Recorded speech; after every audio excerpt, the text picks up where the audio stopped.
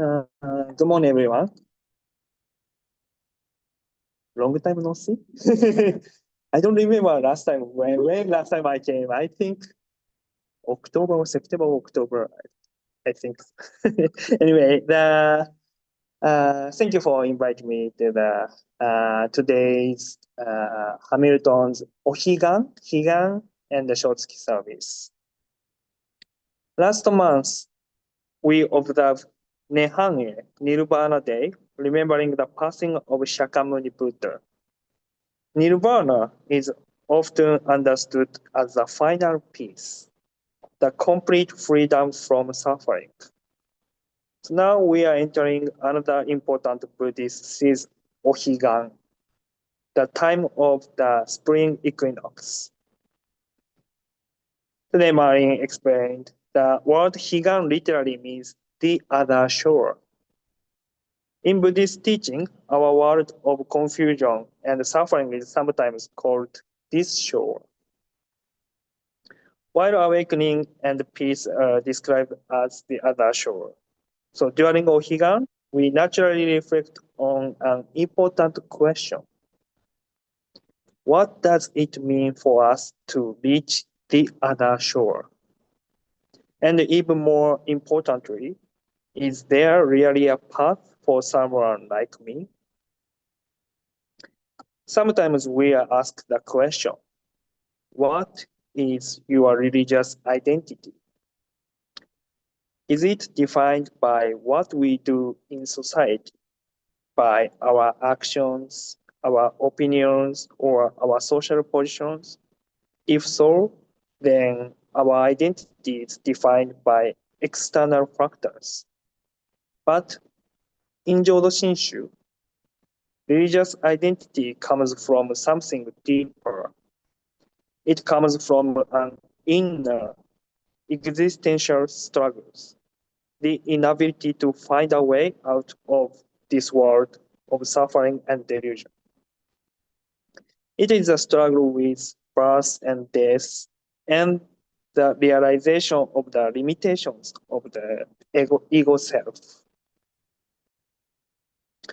So last month, the Jodo Shinshu was displayed in the lobby at the Toronto Buddhist Church where if there is not a way to save all life, then there is no way for me to be saved.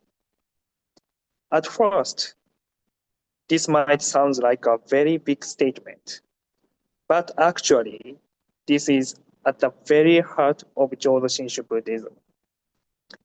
If someone asks, what is Jodo Shinshu? We can answer very simply. It is a path for ordinary and foolish beings to become Buddhas, not special people, not perfect people. But then a question naturally comes up. Can we really become Buddhas through our own effort? We try to be kind, we try to be patient, we try to be better people. But no matter how hard we try, we also get angry, we get jealous, and we make mistakes. Even when we say, I will do better next time, we often repeat that same patterns again. It is like climbing a mountain. We keep climbing step by step, believing that if we just try harder, we will reach the top.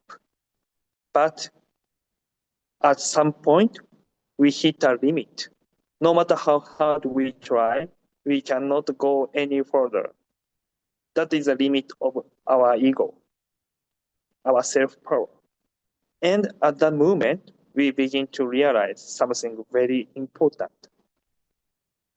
I cannot save myself by my own effort.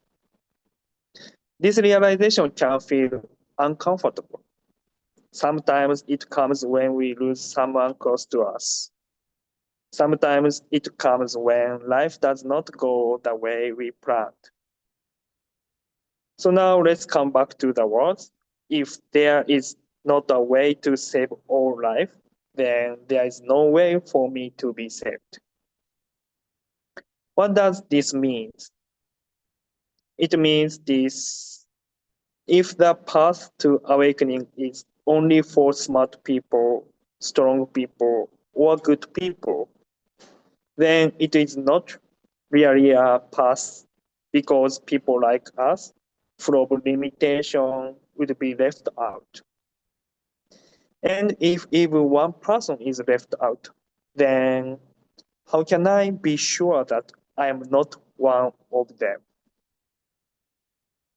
This is why in Jodo Shinshu we speak of Amida Buddha. Amida Buddha's compassion is not selective. It is not limited to certain people. It is a compassion that reaches all beings without exception. That includes people who succeed and people who fail, people who feel confident and people who feel lost. And especially people like me who struggle with my ego. Shinran Shonin teaches that we attain nirvana through shinjin. Have you heard the word shinjin? I think nowadays translated interesting heart かな interesting heart. Yeah, I think back to 30 years ago, previous minister used shinjin, the only shinjin, not translate in English. But nowadays we use the word interesting heart.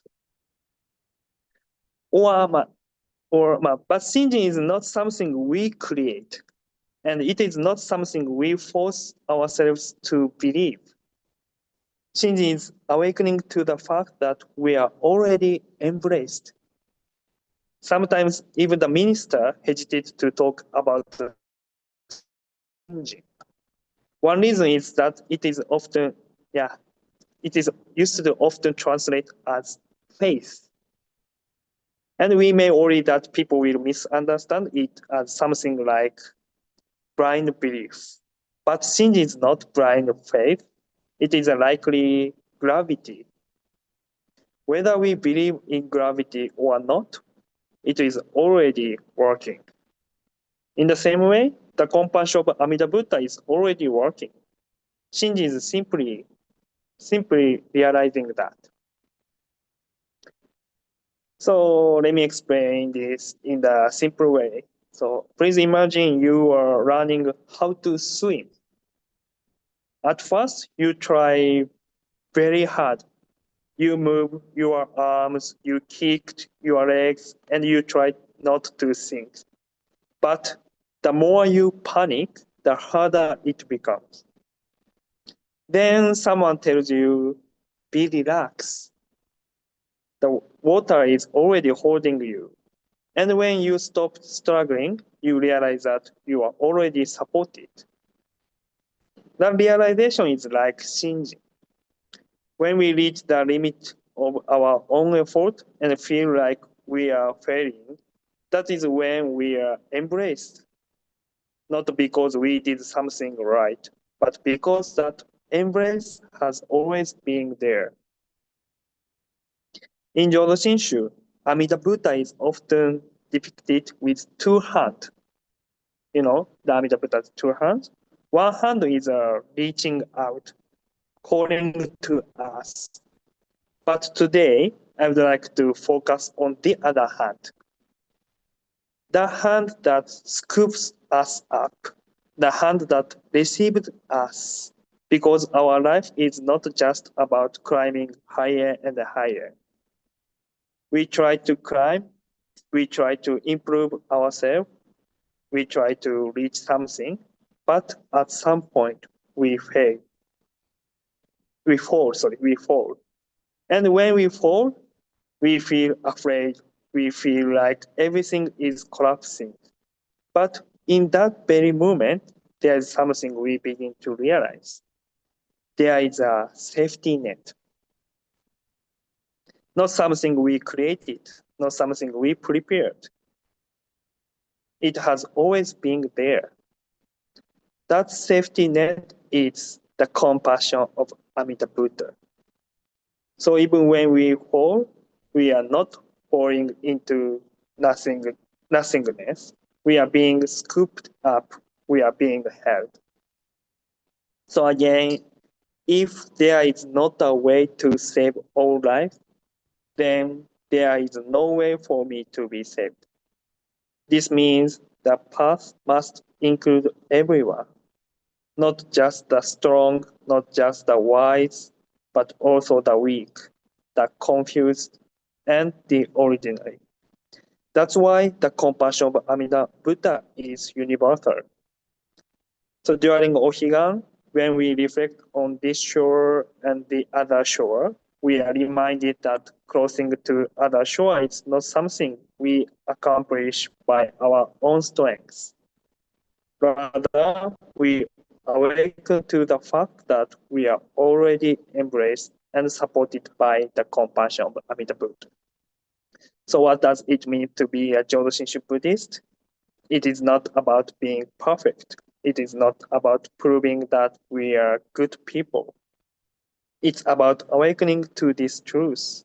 I am embraced just as I am. That realization is Shinji. And when we awaken to this embrace, the words Namo Amida Butsu naturally arise from our lips.